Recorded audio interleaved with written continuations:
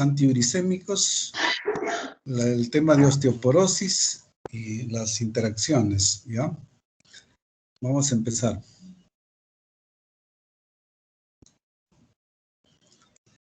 Ustedes saben que la urea alta, urea alta va a producir una enfermedad, la enfermedad se llama gota, ¿no?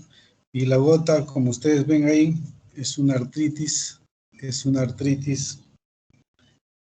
en una monoarticular, ¿no? Es una artritis monoarticular que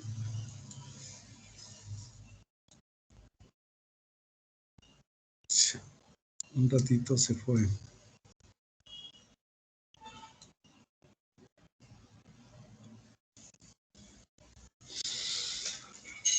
Ya, les decía que la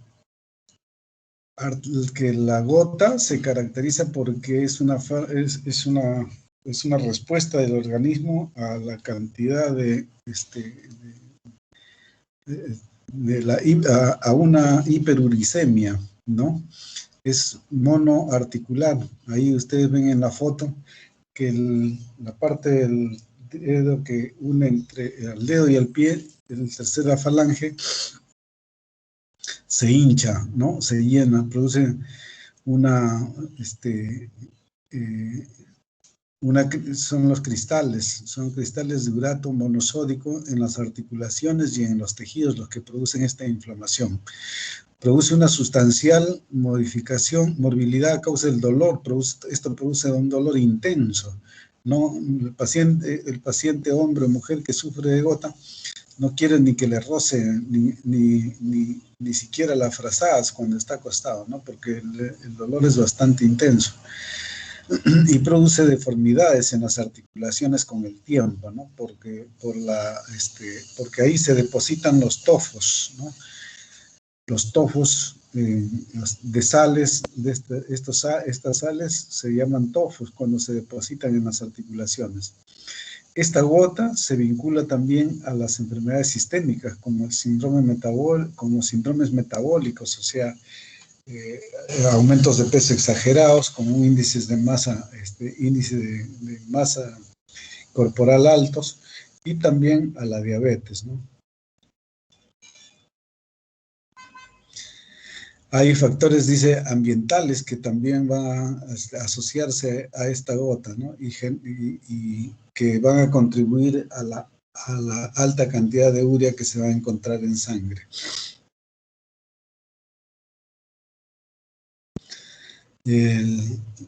Resumiendo, entonces, la gota es el resultado de una respuesta inflamatoria a los cristales. Vean ustedes acá, primera, segunda, entre la segunda y tercera falange, ahí está presentándose la gota, ¿no? Ahí se almacenan las sales, los uratos.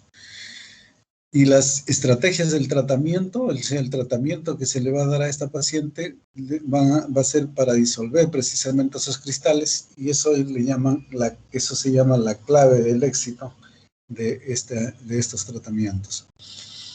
Y también es importante, y es algo que ustedes manejan, los hábitos dietéticos saludables, ¿no es cierto? Como vamos a verlo ahora. Y los fármacos reductores de ácido úrico. Pues todos ellos contribuyen a un mejor control de la gota.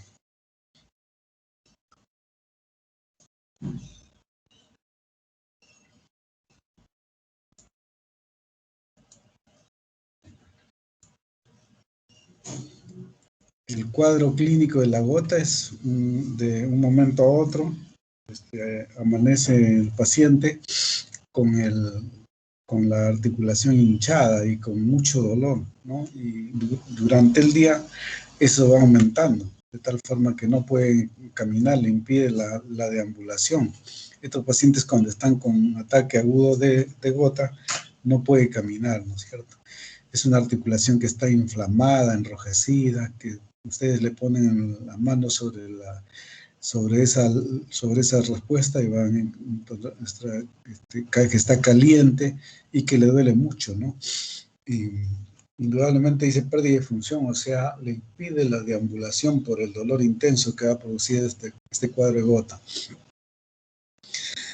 Hay otras formas de presentación, pero son más raras. La mayor parte es monoarticular y toma generalmente las articulaciones distales en los pies, ¿no? Pero también pueden encontrarlo en rodillas, en los tobillos, ¿no? Que son infrecuentes, no se lo encuentran mucho, pero la inflamación y el dolor van a ser los mismos cuando se presentan en este tipo de articulaciones, ¿no?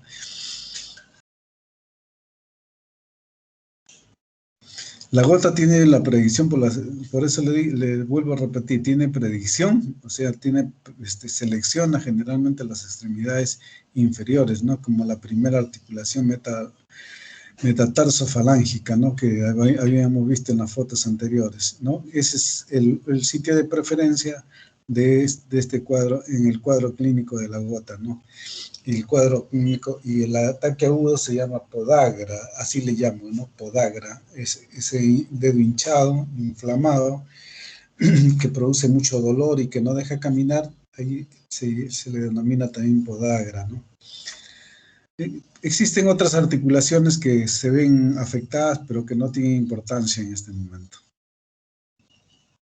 ¿Y cómo atacamos a la gota? La gota, si produce dolor, inflamación, lo primero que vamos a usar son los AINES, ¿no? Los antiinflamatorios no esteroideos, ¿no? O sea, los AINES tipo aspirina, diclofenaco, ¿ustedes se acuerdan? ¿No? Aspirina, diclofenaco, naproxeno, para disminuir la inflamación y el dolor, ¿no? Pero aparte de eso, hay fármacos más específicos. Uno de los primeros fármacos de primera línea es la colchicina, ¿no es cierto? Y la colchicina se recomienda en el primer acceso como una prueba terapéutica. Si uno le da colchicina y le calma el dolor y le baja la inflamación, ya uno está haciendo el diagnóstico de gota, ¿no? O sea, cuando empieza la gota, pero después ya se hace más rebelde a la colchicina, ¿no? En más del 90% de estos procesos, cuando son por primera vez, la colchicina es efectiva, como dice ahí, como ustedes lo pueden leer. Su administración debe adaptarse a los síntomas y a las especificaciones, o sea, se debe disminuir la colchicina en los ancianos, ¿no? Y en los que tienen insuficiencia renal, porque ustedes saben que estos fármacos se van a eliminar por vía renal. Ahí está la dosificación, es 1 miligramo cada 2 a 4 horas en el primer día, hasta lograr una mejoría o signos de intolerancia digestiva, que se traduciría en náuseas, vómitos, diarreas, ¿no? Esos son los signos de intoxicación. Y un antiuricémico, disminuir la urea en sangre, ¿no? O sea, esa disminución de urea en sangre, se pueden usar 2 tipos de medicamentos que son específicos para disminuir esta urea en sangre. Uno de ellos, acá lo estamos viendo, es el alopurinol, ¿no?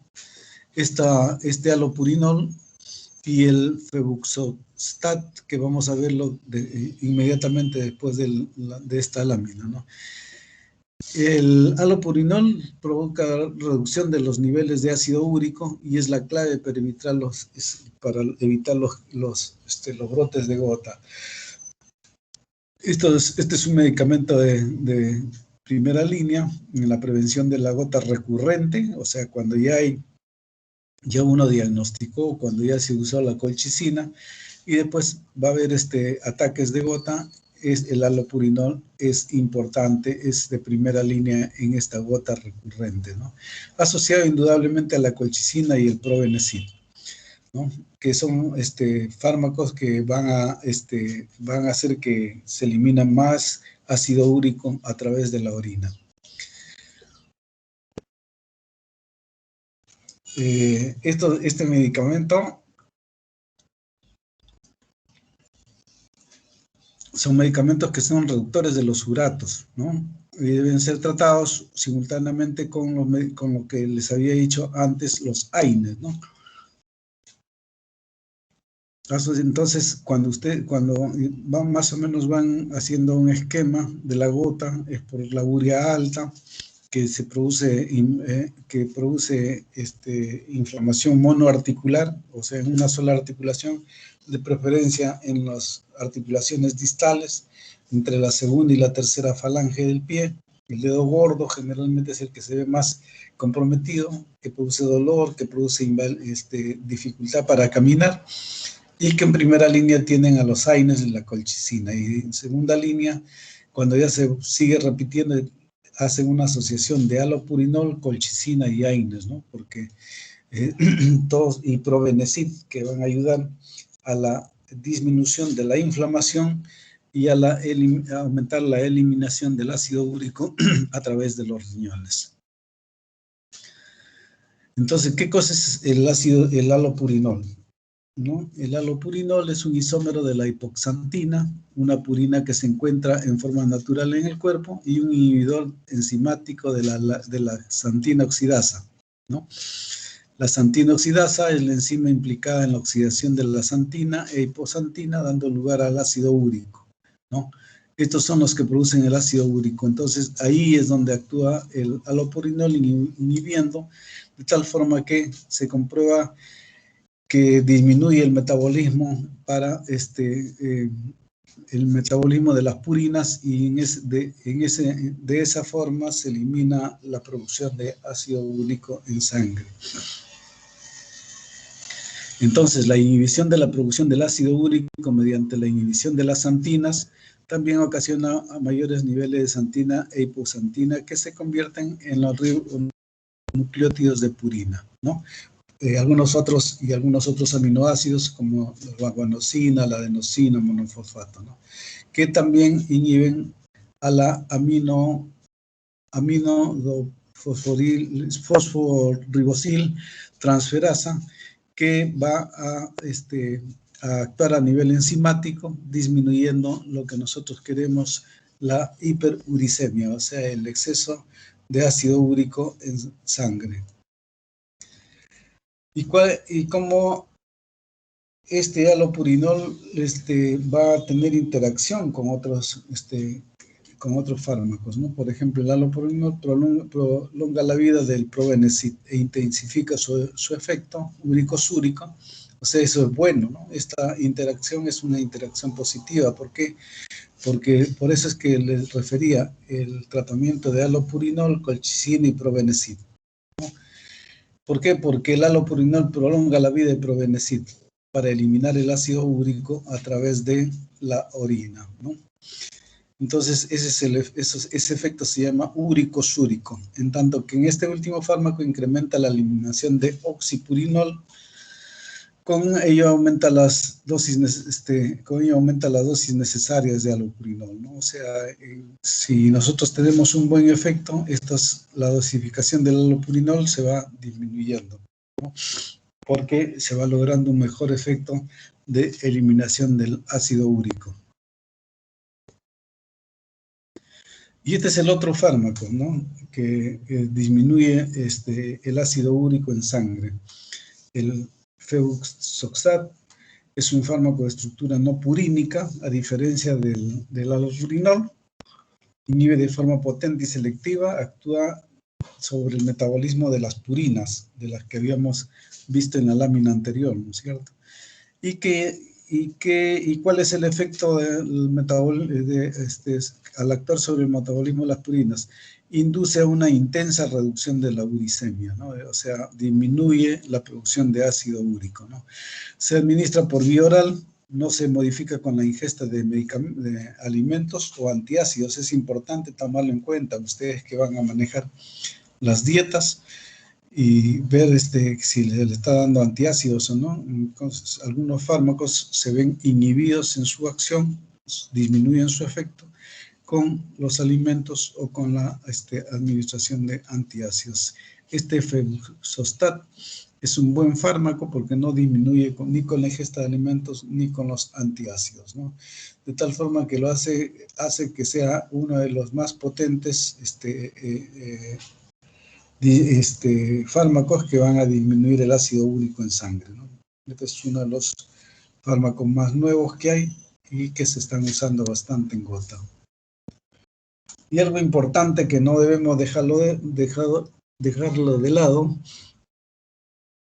es la dieta, ¿no? Y la dieta, la ingestión de alimentos ricos en purinas, especialmente de origen animal marino, es la clave para el incremento de los precursores del ácido úrico. Eso tenemos que saberlo, ¿no?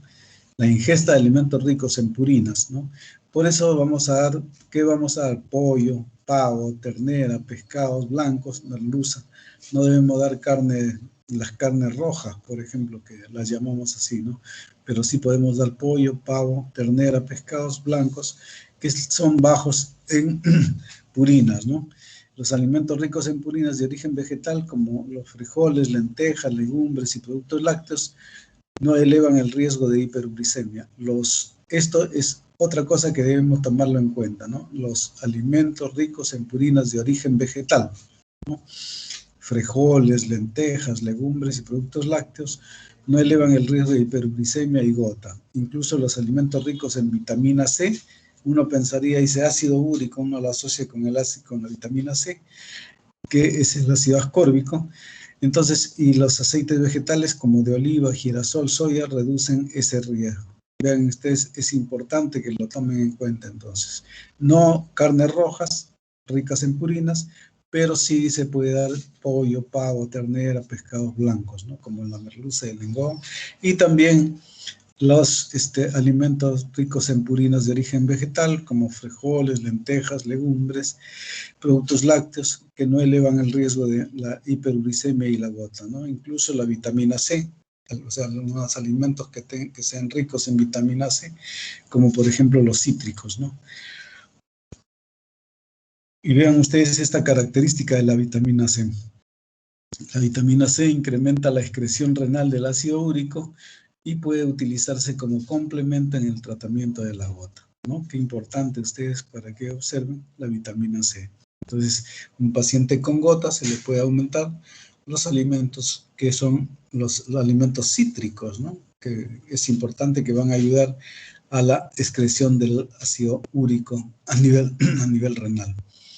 El alcohol es un factor de riesgo de gota también, pero dice, por ejemplo, que la cerveza es más dañina para la gota que el vino, ¿no? El vino sí se puede usar, más no la cerveza, ¿no? Y muchos pacientes dicen, tengo gota, yo no tomo nada de alcohol, a veces una cervecita, pero sí el vino me cae mal, ¿no? Y es al revés, ¿no? La cerveza tiene más efecto uricémico que el vino. Esta es la segunda parte de la clase, ¿no? Esta es la segunda parte de la clase. Es la osteoporosis.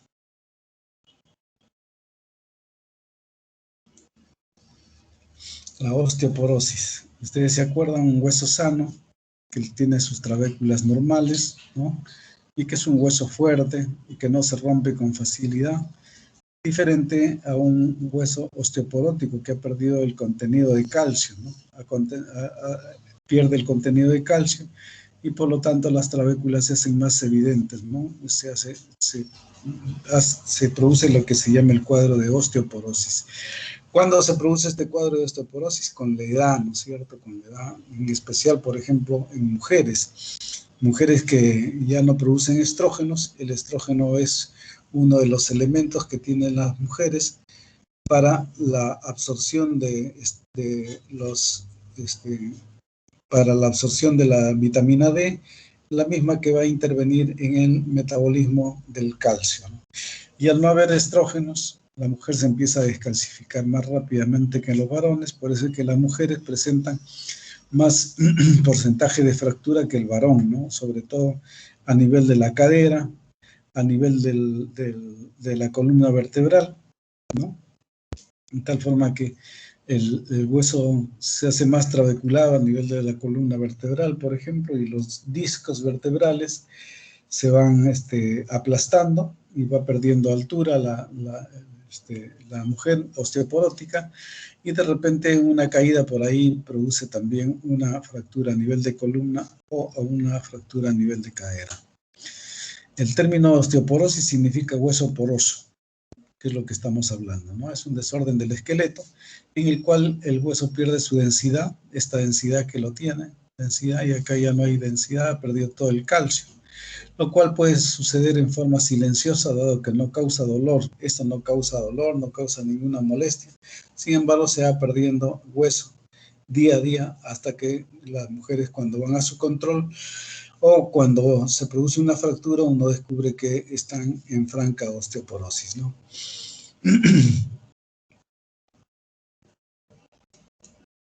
Estos son más o menos para que ustedes tengan idea de la estructura normal del hueso, ¿no? La estructura normal del hueso y la osteoporosis. Vean ustedes, parece un panal de abejas y que se va a fracturar fundamentalmente a nivel de la columna y a nivel de los grandes huesos, como en este caso los huesos de la cadera.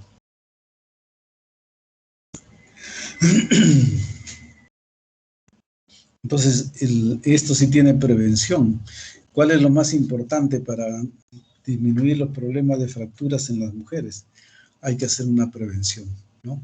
Y lo más importante es prevenir la osteoporosis, o sea que la mujer no pierda hueso tan rápidamente.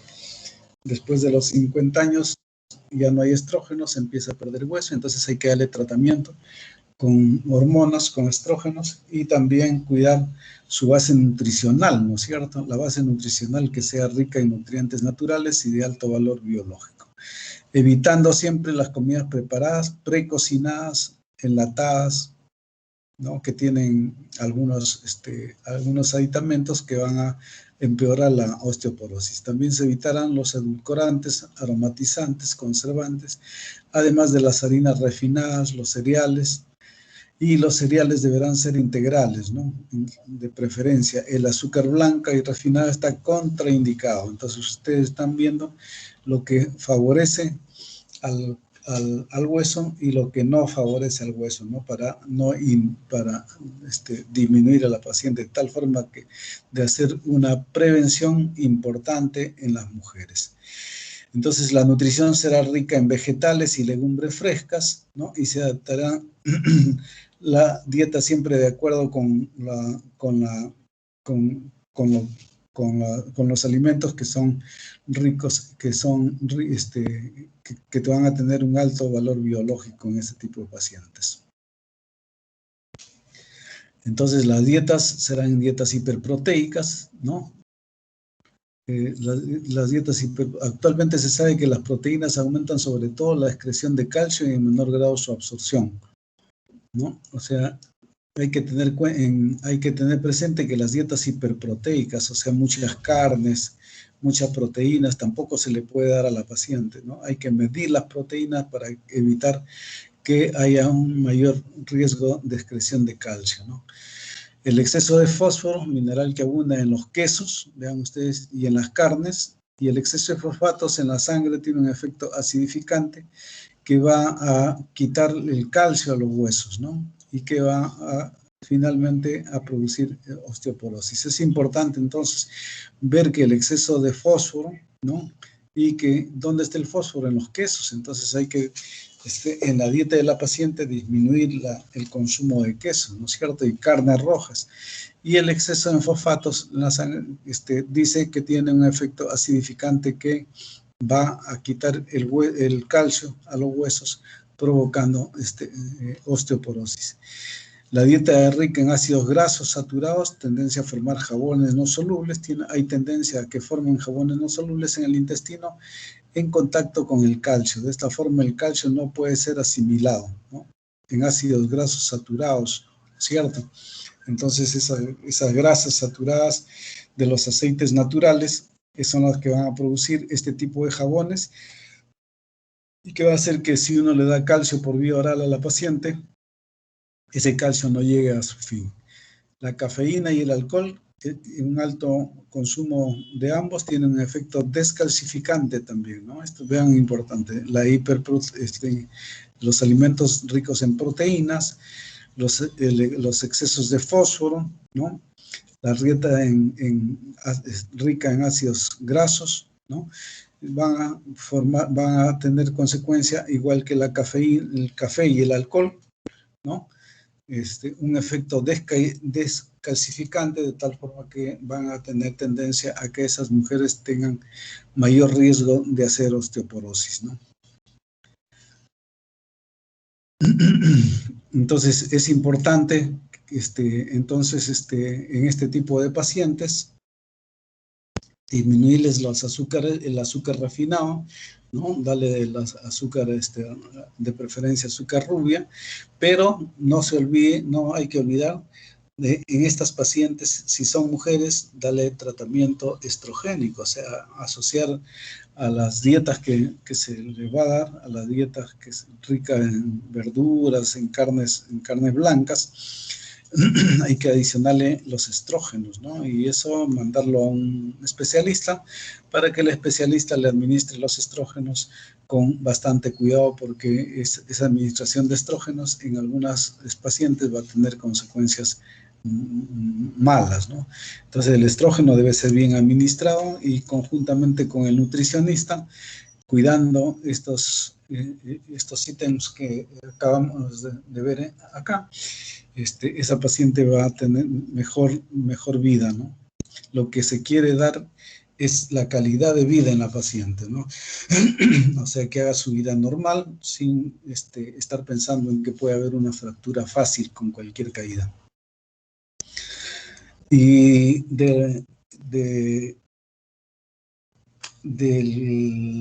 esta osteoporosis vamos a ver cómo es el metabolismo, ¿no? Cómo es que el metabolismo del cuerpo va a ayudar bastante a favorecer junto con la dieta, ¿no es cierto? Si nosotros manejamos y sabemos cómo es que es el metabolismo del calcio, la vitamina D, cómo se maneja el fósforo, cómo se maneja estos minerales en el organismo para poderlos manejar en las pacientes y que no hagan, en los pacientes, tanto hombres como mujeres, que no hagan osteoporosis tan fácilmente, ¿no? Sabemos que el calcio es el mineral más abundante en el organismo, se almacena en todos los huesos, ¿no? Y dientes hasta en un 99%, ¿no? De todos los huesos y dientes, vean ustedes, tienen 99%. Junto con otros minerales participa en la formación de huesos y dientes, pero también es fundamental en la transmisión de impulsos nerviosos y en la contracción muscular, claro. Ustedes deben acordarse de sus cursos de anatomía y fisiología, donde el calcio es fundamental para la contracción muscular, ¿no es cierto? Es fundamental para la contracción muscular.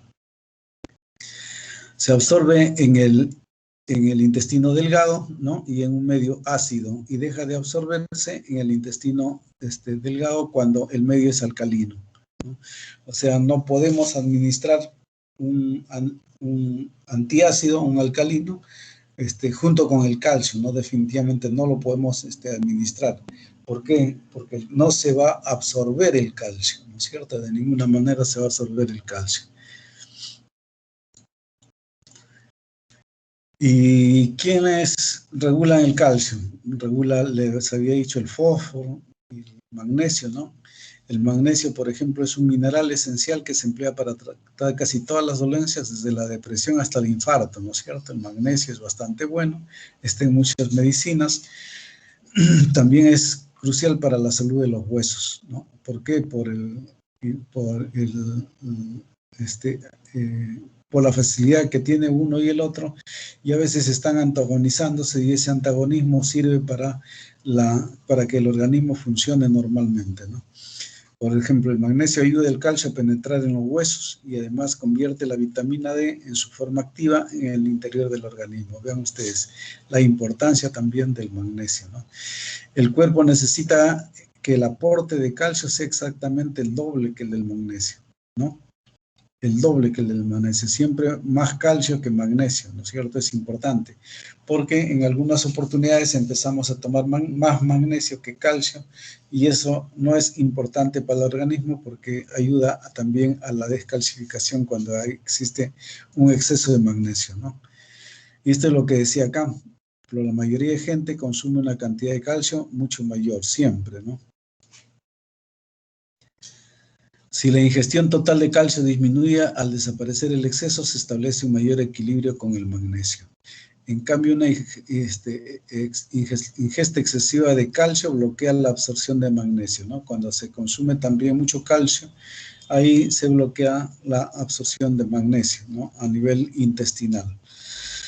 Casi la mitad del magnesio corporal se encuentra en el esqueleto, ¿no? Los alimentos que son ricos en magnesio comprenden el germen de trigo. Ustedes acuérdense, el germen de trigo, las pepas de girasol, en los mariscos, ¿no? Los frutos secos y los productos lácteos, ¿no? Y las verduras verdecitas que nosotros tenemos en los mercados. ¿Y cómo se regula el calcio? ¿Cómo se regula el calcio para que no exista mucha absorción de calcio a nivel del intestino? Porque a veces consumimos mucho calcio en forma de lácteos, en forma de huevo, y otros alimentos que tienen abundante calcio. El organismo lo va a regular por estos medios, ¿no? Por acción de la paratormona y la calcitonina y la vitamina D.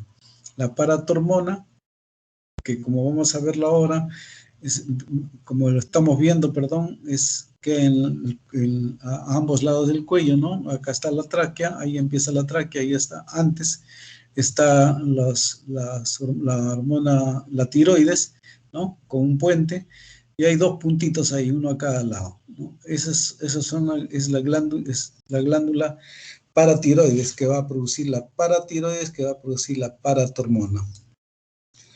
Entonces, la paratormona corresponde a la hormona paratiroidea, ¿no? Es una hormona proteica que es secretada por la glándula paratiroides. ¿Y qué cosa es lo que hace la paratormona? La paratormona está, como les dije antes, en la lámina anterior, la glándula paratiroides está localizada en el cuello, adherida a la parte posterior de la glándula tiroides, ¿no? La paratormona controla los niveles de calcio. Vean ustedes la importancia de la paratormona. Regula al calcio, regula el fósforo y la vitamina D en sangre y en hueso, ¿no? Los niveles bajos en calcio en sangre van a provocar un aumento de la hormona de la paratormona, ¿no? Y lo inverso también, ¿no? Los niveles altos en calcio van a disminuir el efecto de la paratormona.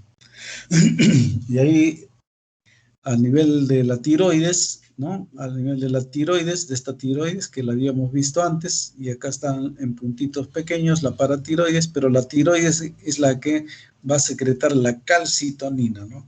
Que es una hormona polipeptídica y que se produce principalmente en las células parafoliculares de la glándula tiroides, ¿no? En la tiroides ahí se produce la calcitonina, que actúa para reducir el calcio en sangre oponiéndose a los efectos de la hormona paratiroidea. Entonces, ¿quién se opone?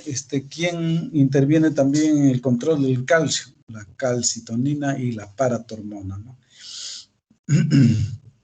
La calcitonina y la paratormona.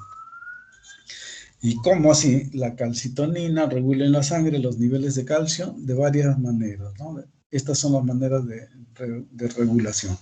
Inhibe la absorción de calcio por el intestino, ¿no? Inhibe la absorción de calcio. Cuando hay mucho calcio, la calcitonina se encarga de que los niveles de la absorción de calcio sean menor.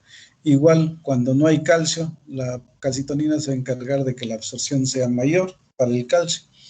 Inhibe la actividad de los osteoclastos en los huesos, ¿no? Inhibe la actividad de los osteoclastos, o sea, esto es para que no se produzca la osteoporosis, ustedes saben, ¿no? O sea, la destrucción del hueso se lleva a cabo por los osteoclastos, ¿no? Y los que forman el hueso son los osteoblastos, ¿no es cierto?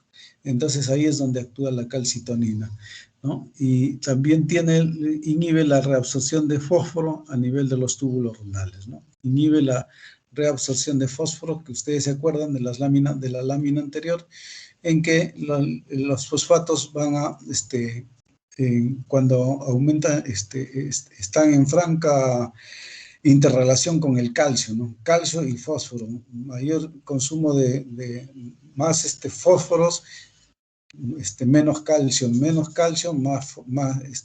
fósforo, más calcio. Y otro de los reguladores importantes para el calcio es la vitamina D, ¿no? Es esencial para la absorción del calcio. Ustedes ven, los alimentos están en el pescado, verduras, en las alverjitas, y que interviene en el equilibrio mineral de los huesos. La vitamina D es importante, ¿no es cierto? La vitamina D se absorbe a nivel intestinal, ¿no?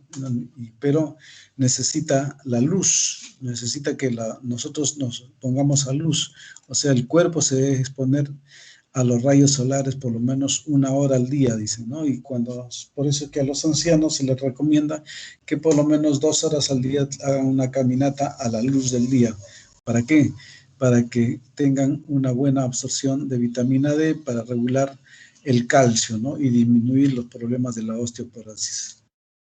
La mejor fuente de vitamina E es en los pescados, como el salmón, las sardinas y el arenque y el atún, ¿no? También son buenas fuentes de vitamina D el aceite de hígado de bacalao y la clara de huevo, ¿no? Para que ustedes lo vayan tomando en cuenta, la clara de huevo para vitamina D, pero la mayor fuente de esta vitamina es sin duda la exposición regular a la luz del día, si no, no se va a poder absorber, ¿no es cierto? Para que se transforme la vitamina D, lo que se ha absorbido a nivel intestinal necesita una transformación, la vitamina D, de D3 a D4, para que esta sea la vitamina final que va a actuar en en el metabolismo del hueso, ¿no? Y dice que se requiere permanecer 15 minutos al sol, pero generalmente se recomienda de paseo entre 1 hora y 2 horas más o menos en los ancianos, ¿no? Esto es lo que usa, lo que a todo el mundo le puede servir, 15 minutos, pero en los ancianos se recomienda entre 1 y 2 horas. ¿Y cuáles son las acciones de la vitamina E para acordarnos? Regula los niveles de calcio y fósforo en sangre, promueve la absorción de calcio y fósforo en el intestino, o sea, impide la reabsorción de calcio a nivel renal, produce la reabsorción de calcio a nivel renal, o sea, de repente está faltando calcio, impide que el calcio se elimine por vía renal, ¿no es cierto? De tal forma que permanezca más tiempo en el plasma. Contribuye a la formación y mineralización ósea, inhibe la secreción de paratormona, ¿no? Inhibe la secreción de paratormona, avisándole que hay calcio normal o que hay déficit de calcio. Y interviene en el sistema inmune por su inmunosupresor, ¿no es cierto? Promueve la fagocitosis y la actividad antitumoral. La vitamina D es importante, es importantísimo por estos hechos, ¿no? Tanto por el efecto que tiene sobre el calcio y el fósforo, como también por el efecto que tiene sobre la paratormona y también sobre el sistema inmune, ¿no? Por eso es que ahora habrán escuchado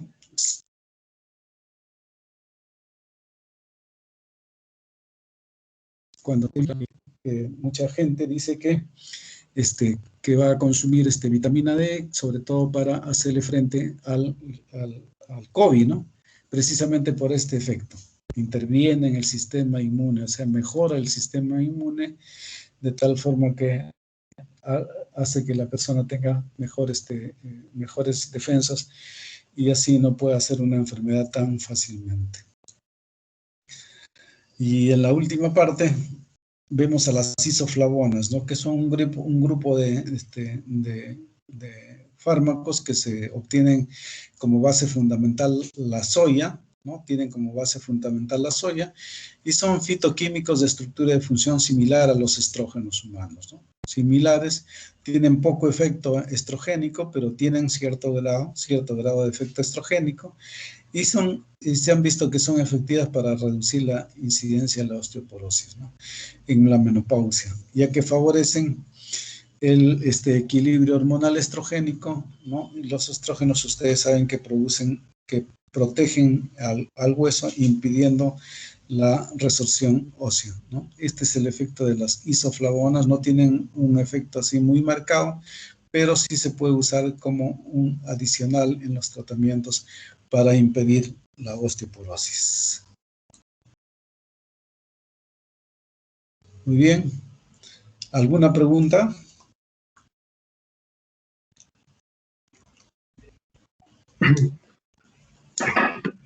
Sí, profesor, una consulta. Diga.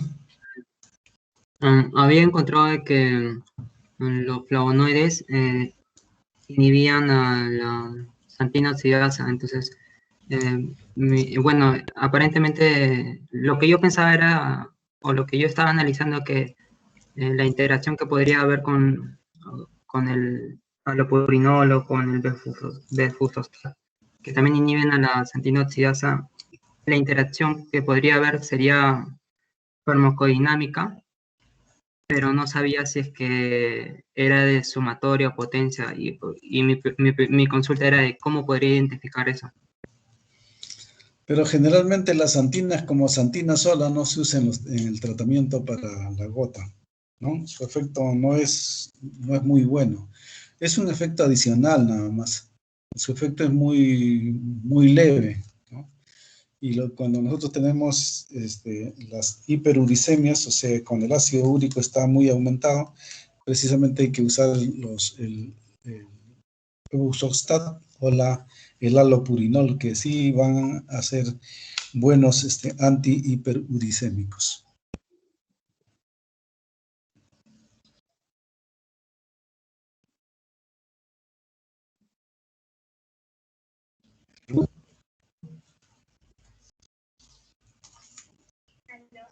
Sí.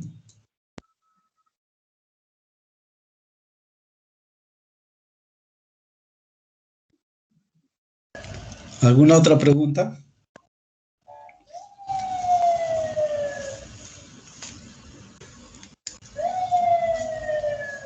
Hola. Doctor, sí una pregunta. Usted mencionó que el antiácido más el calcio no pueden ir juntos porque no se absorbe. Ajá. Si una persona tuviera gastritis más osteoporosis, creo que cuando una tiene gastritis a veces le recomiendan antiácidos, pero eso Pero no no, iría mucho con... pero no tomarlos juntos.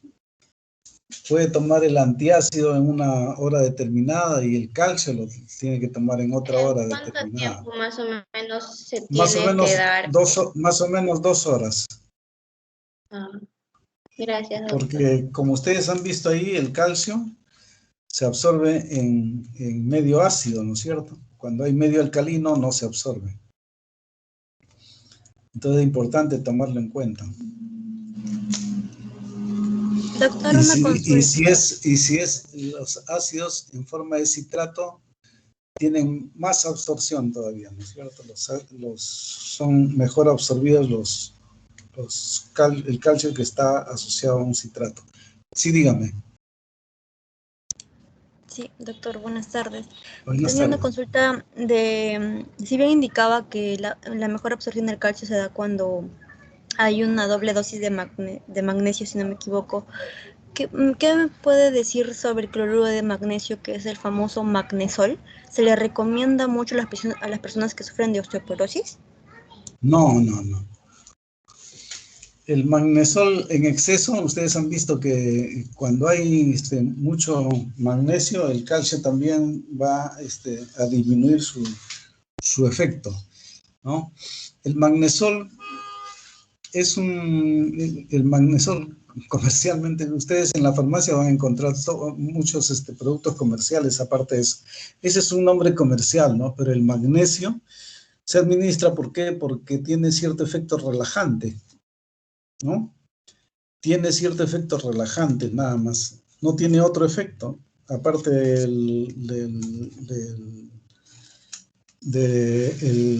que está implicado en la absorción del calcio, pero otro efecto no tiene, ¿no? O sea, por eso cuando recetan magnesio, recetan a las personas que están un poco nerviosas para procurar un cierto grado de relajación que a veces no se obtiene, ¿no? Pero no es que sea un fármaco curativo, ni que tenga muchas opciones como para administrarlo todos los días, ¿no? Además, aparte de esto, lo que ustedes necesitan, lo que una persona necesita en magnesio, lo obtiene de los alimentos comunes y corrientes, como ustedes han visto ahí. No es necesario dar ninguna dosis adicional. Y las dosis adicionales que se den, repito, solamente son para lograr cierto grado de disminución del estrés, por ejemplo, ¿no? Nada más. Doctor, una cosa más, una consulta más. ¿Y por qué no lo venden así como magnesio solo, sino lo venden como cloruro de magnesio? ¿Qué tiene esa combinación de más para nosotros al consumirlo? Cloruro de magnesio, no lo venden Que como es mejor magnesio solo. aceptado, que es mejor aceptado. ¿Mejor absorbido? El cloruro de magnesio es mejor, se absorbe mejor, ¿no? Que el magnesio. Que, por ejemplo, ustedes habrán visto que hay un magnesio que es que se le da a las personas y que sirve como purgante. Esa forma de magnesio no se absorbe, ¿no? Va al intestino y provoca aumento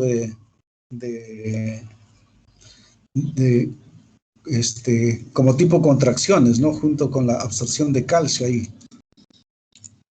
Entonces se usa como laxante. Ese magnesio no se absorbe ni gota, pero en cambio el magnesio como cloruro de magnesio se absorbe en su totalidad en la primera porción del intestino. Ok, entendido, doctor. Muchas gracias.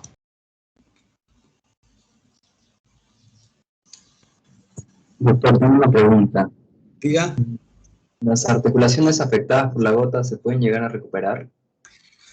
No, sí se pueden llegar a recuperar si el paciente lleva una vida adecuada, hace una buena alimentación y si disminuyen los accesos de gota, ¿no?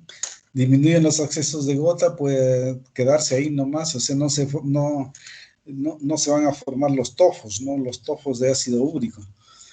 Ya es irrecuperable cuando se llena de tofos y la articulación se deforma completamente, ¿no? En esos casos, a veces se usa la cirugía, pero aún ni con cirugía se puede regular porque la deformación ha sido tan extensa que no puede regularse, no puede volver a lo normal.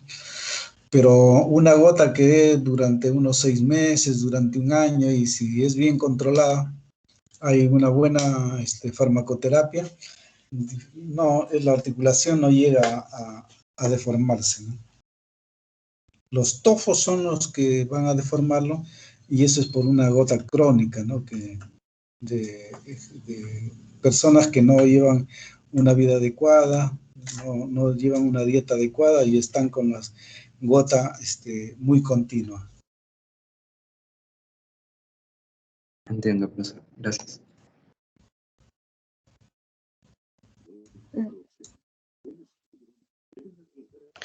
Doctor, tengo una consulta. Dime, Fiorella. Usted mencionó Yanela. que... Sí, Fiorella. Sí, usted mencionó que las mujeres que tienen más de 50 años tienen más riesgo de tener osteoporosis. ¿Qué examen se tendrían que hacer para ver si sus huesos están bien? A partir de los 50 años, una mujer debe empezarse a hacer lo que se llama la densitometría ósea. La densitometría ósea para descartar osteoporosis. En la densitometría ósea le van a decir si sus huesos están normales. A los 50 años, por ejemplo, hay una osteopenia, que es lo normal, ¿no? Porque nosotros empezamos a perder hueso. A partir de los 40 años, hombres y mujeres empezamos a perder un porcentaje de hueso que es mínimo, ¿no? Pero en algunas pacientes, esos porcentajes de hueso que se pierden son mayores, sobre todo en las que le falta estrógenos. Entonces, el examen que se hace cada 2 años es la densitometría ósea. Y ustedes se dan cuenta, ¿no? Ustedes se dan cuenta, por ejemplo, cuando en la casa nosotros somos chiquitos, vemos a las abuelitas altas, ¿no? Bien altas, más altas que la mamá. Pero conforme nosotros vamos creciendo, las abuelitas empiezan haciendo joroba, ¿no? Y disminuyendo de tamaño.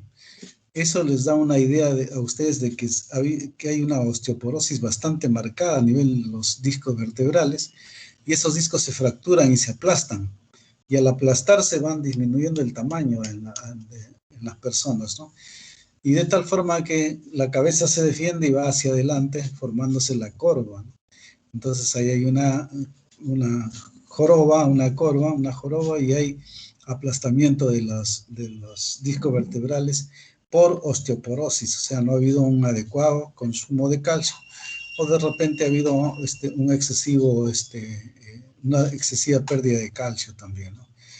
Eso es lo que nosotros debemos cuidar, ¿no? Con la prevención, la alimentación de que hemos hecho referencia, y la asociación con fármacos, ¿no? Como los estrógenos, el calcio y la vitamina D.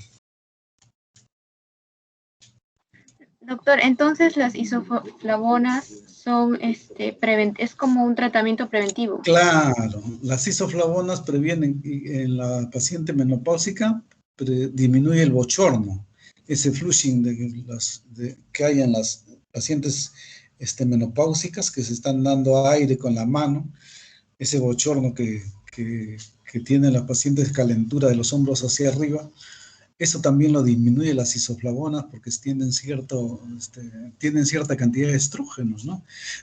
No mucho, como se quisiera en un estrógeno, pero muchas pacientes le tienen miedo al consumo de estrógenos. Entonces, si tienen miedo al consumo de estrógenos, uno le puede administrar isoflavonas, ¿no? Que son derivados de la soya, como les había dicho antes, y que son más fáciles de aceptar por las pacientes, pero que no tienen el mismo efecto estrogénico. Para que ustedes tengan una idea, si un estrógeno tiene como efecto como 10, las isoflavonas tendrán como 3 o como 4, ¿no? No tienen más efecto estrogénico. Pero ayudan, ¿no? Ayudan. De todas maneras, cuando no se aceptan los estrógenos, les vuelvo a repetir, uno puede administrar isoflavonas. ¿Alguna pregunta más? Sí, doctor. Buenas tardes. Dime, Bueno, yo quería preguntarle más que todo en el tema del tratamiento de fármaco. Usted mencionó 2 fármacos. El primero fue la colchicina, que usted lo daban como el tratamiento del primer acceso, y el otro era el femustatat, ¿algo así? Sí. El fembusostat, ahí está, el fembusostat. Y, o sea, usted mencionó que este era el mejor fármaco para esta enfermedad de la gota. ¿Cuál es la diferencia? ¿Por qué la utilizan la primera y la otra? ¿Y por qué esta no? O sea, ¿en qué se diferencia? Básicamente eso. Depende del cuadro clínico, les decía. Si es un cuadro clínico que ha iniciado gota, y si uno lo puede controlar solamente con AINES y colchicina, uno empieza a tratarlo con AINES y colchicina. Pero si es una gota que se aparece cada 15 días, cada 3 semanas o cada mes, está el paciente con gota, entonces ya uno le agrega el halopurinol, ¿no? Y disminuye los accesos de gota. Pero si a pesar de eso uno no logra un buen efecto, ya como tercera línea tiene el febuxostat, que es más caro, pero es más efectivo en la eliminación del ácido úrico. Ah, ok. Y el último fármaco del fembusostat, ¿no hay interacción fármaco? ¿Se tiene que consumir con algo con alimento normal? No, yo les había dicho que es bastante efectivo, e incluso se puede consumir con alimentos y con antiácidos, ¿no? Incluso. Y a pesar de eso es efectivo. Ah, ok. Gracias. Sí.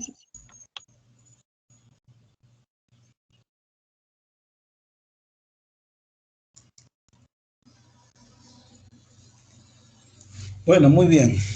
Vamos a continuar con el seminario. ¿Sí? Sí, doctor. En breve mis compañeros van a presentar